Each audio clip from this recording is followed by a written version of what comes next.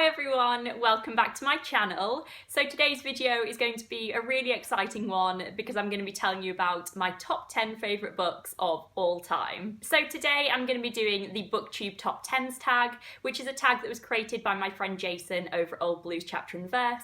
And in the tag, you basically just give your top 10 favourite books and rank them in order from 10th to 1st. So the hope for this tag is that as many people do it as possible across all of Booktube, and then Jason's going to keep a log of the answers, and then it'll be really cool to see if there's any kind of crossover and basically just gives an insight into Booktube's favourite books. So there are rules that go along with this tag, most notably that you can name an entire series as one of your favourites, so it would just take up one place, which I think makes sense, but you can't name the entire works by an author as one place. You'd have to pick one book. Basically, just go and look at Jason's video. He explains the rules so much better than me, and I will of course leave it linked down below. So I'm really excited to do this tag. Clearly doing this tag just gives me an excuse to gush about my absolute favourite books to you. I will say though that obviously these are my favourites as of right now. They definitely will change over the course of my life, I'm sure. And also, they're definitely not perfect books in every case, but they're just the ones that mean the most to me for whatever reason. So in 10th place is White Teeth by Zadie Smith. This is a literary fiction novel that follows two North London families from the 1930s to the 1990s, starting from when a stereotypically English man named Archie meets Samad, who is a Bengali Muslim in the Second World War. And then those two men develop an unlikely friendship and become the heads of the two families that we follow. Throughout this novel, we get to follow so many different people's lives in so many different circumstances, in many different times, while also exploring themes of race, religion, history and cultural identity. This novel is so rich and full and intricate and intelligent, and it's just packed full of so many really important and clever and relevant themes and topics. It just couldn't not be a favourite of mine. Zadie Smith is just such an incredible writer. This is honestly one of the most impressive things I've ever read. It really just showed me what a piece of contemporary fiction can be. Like, it can be thought-provoking and reflective of social issues, but also be really entertaining and hilarious and really hopeful as well. This is one of the most vibrant novels I have ever read, and Zadie Smith is just such a hero of mine. In 9th place is another novel by another hero of mine, and that is Persuasion by Jane Austen. So I absolutely love Jane Austen. She is one of the most clever and witty and insightful authors I've ever read. But what I love most about her is how clearly you can see how much work and care has gone into all of her novels. Every single word that she places on the page has been so clearly chosen, and she means something by it. Persuasion is just my absolute favourite Austen novel. For some reason, it was just the one that I cared about the most and enjoyed the most, and really felt the most sucked into whilst I read it. It follows the story of Anne Elliot, who is a woman in her late 20s, who when she was younger had to call off her engagement with the man she loved because he wasn't successful enough, but then later on he turns back up in her life. I love this novel so much, and I really urge you to read it. It's so masterly and beautiful, and if you haven't picked it up because you just haven't heard about it as much as her other novels, then definitely give it a go. And if you haven't read Jane Austen at all, then please try her. Coming in at number 8 is A Little Life by Hanya Yanagihara. This is a literary fiction novel that follows 4 men who meet while they're at university and then all move to New York, and we get to follow these men over many decades, and we get to witness their relationships with other people and with each other. Firstly, the writing in this novel is so beautiful. Hanya Yanagihara has a gift. There were so many passages in this novel that I just had to reread over and over again. But as well as thinking the writing is incredible in this novel, I just love the characters and the relationships between the characters so much. As you probably know, character is my favourite aspect of novels, and I love it when we get to meet characters and then basically see them over the course of their whole lives, and that is what happens here. This is one of my absolute favourite novels because of the massive emotional impact it had on me whilst I was reading it. A book's never really hit me as hard as this one did. I just remember the reading experience so clearly. It was so rich and I was so into it. I was so invested in these characters and their lives, and reading this book really felt like what reading an amazing book should feel like. This novel is certainly going to stick with me for a very long time, and I can't wait to reread it over and over again. Coming in at 7th place is Stardust by Neil Gaiman. So this is a fantasy novel, and it tells the story of a young man called Tristan Thorne as he ventures away from his childhood village into the magical lands of fairy in search of a fallen star that he wants to give to his beloved Victoria Forrester. But of course, Tristan isn't the only creature out there who's looking for this star. This novel is full of so many links to age-old fairy tales and really classic storytelling. So it's got so many traditional fairy tale tropes in it, and is told in a really classic kind of story-like way. And I absolutely love all those elements, and seeing them crop up in contemporary writing just makes me so happy. This is one of my all-time favourite novels because I just find it so magical. Whenever I reread this novel, I'm so sucked into it. I'm nowhere else but in this novel. And it's just such a good story. You've got the magical world and the quest and the love story and all of these different characters who are all morally grey. I just love it. This isn't the best book ever written, but I just love it so much, and I'm sure I'm going to love it for a very long time. In 6th place is Aristotle and Dante Discover the Secrets of the Universe by Benjamin Elias Sayens.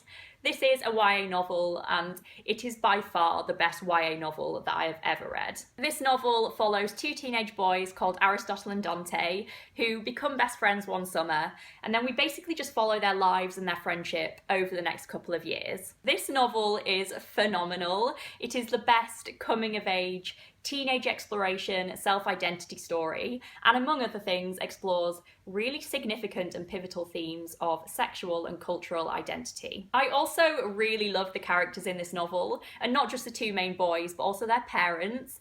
They're all just so well drawn, and whenever I'm rereading this, I just feel so much love and care for them. I think this novel is so important and insightful, and that anyone could get something from it. Honestly, even if you don't think you would like this and you wouldn't typically pick it up, I think you could love it. Cameron and I have both actually given this book to family members who would never have picked it up if it wasn't from us, and they really liked it. I love this book so much, and I recommend it to absolutely everyone. In 5th place is Tin Man by Sarah Winman. So this is a contemporary literary fiction novel that follows the lives of two men, Ellis and Michael, who have been best friends since they met in Oxford when they were 12 years old. And we also get to hear about the life of Ellis's wife, Annie. So the novel basically just jumps around in time a lot, and we slowly get to build together a full picture of these three people's lives. Among other things, this novel explores themes of friendship and love and loss and understanding. And it is so spot on. It deals with all these themes in the complex way that they deserve, and there's so much truth in it.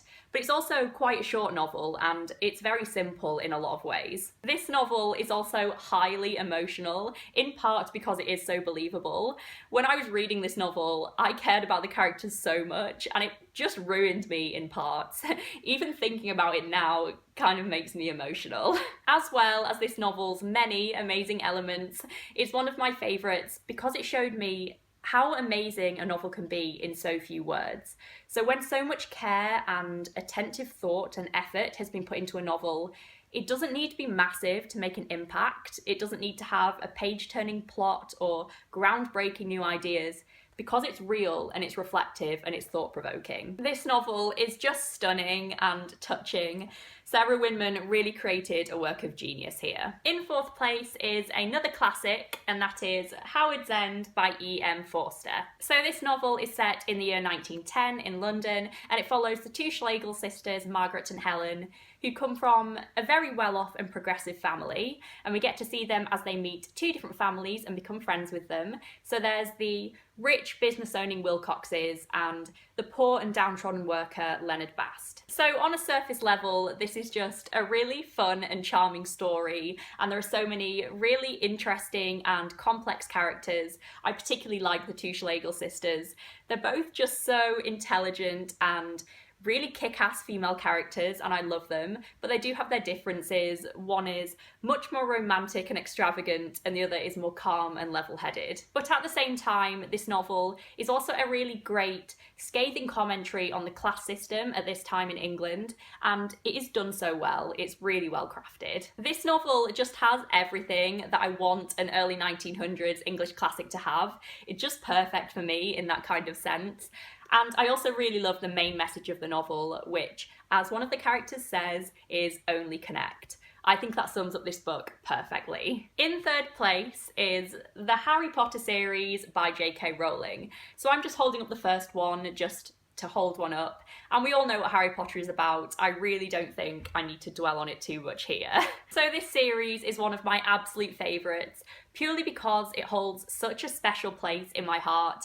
And I can always rely on it, always, to make me feel really happy and comforted. I have never claimed that this series is perfect, and I never will. It doesn't have the best, most well-drawn characters. It doesn't have outstanding writing or a seamless plot, but it is so special to me, and none of those things really matter because of the way it makes me feel when I read it. Coming in second place is Little Women by Louisa May Alcott. So this novel is set in the 1800s, and it's a coming-of-age story that follows the four March sisters, Beth, Jo, Meg and Amy, as they go from being young teenage girls to women in their late 20s. This novel is an honest representation of flawed women, and I absolutely love that. All four of the March sisters have really relatable and believable flaws that they try and overcome, and throughout the novel we see them working on them and trying to become better people. But as well as the kind of moral lessons aspect to this book,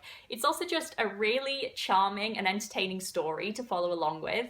When the girls are younger, we get to see all the games they play and the arguments they have, and when they're a bit older, their storylines have romance involved and grief, and there's a few big surprises along the way as well. I have reread this novel a few times now, and every time I read it, it just gets better and better.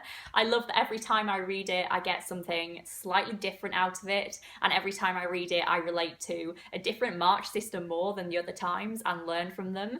I've really learned quite a lot from this book. This novel is timeless and wonderful, and it has some of my favourite characters in literature ever in it, and I will just love it forever. And finally, in first place, shocking no one, is To Kill a Mockingbird by Harper Lee. So this novel follows our protagonist Scout, who is a young girl growing up in the Deep South in America in the 1930s. And on the surface, this is a coming-of-age story about this young girl who comes to realise many of the injustices in her society when her lawyer father decides to defend a black man against a white woman accusing him of rape. This novel is full of incredibly important messages that are just as relevant today as in the time it was written, including themes of racism and ostracising people in society, and bigotry and small town life. And at the same time as being full of so many important and hard-hitting messages, it's also just gorgeous and hilarious and touching and heartwarming and so vivid in both its characters and its setting. I love the characters so much. Not all the books on this list have been perfect by any stretch of the imagination, but I truly think this one is. I honestly would not change one word in this novel, and whenever I read it, I'm just so blown away by how much Harper Lee manages to fit in this novel, while it's relatively short and the writing is very simple and understated. I just can't tell you how happy and different this novel makes me feel while I read it, and there's just something so special about it that I can't really put into words. Just the way there's so much in it and the way it's executed is just art. It's just amazing, and you'll have to read it to understand what I mean. So those are my top 10 favourite books. I really hope you enjoyed watching this, guys. It was so much fun for me to put together and plan and film. It's just been probably my favourite video ever. So really, I want to tag everyone to do this. If you're a booktuber and you're watching this and you fancy talking about your favourite books and adding to this tag, then I really urge you to, and consider yourself tagged by me, but I will tag a few people specifically to try and push them to do it.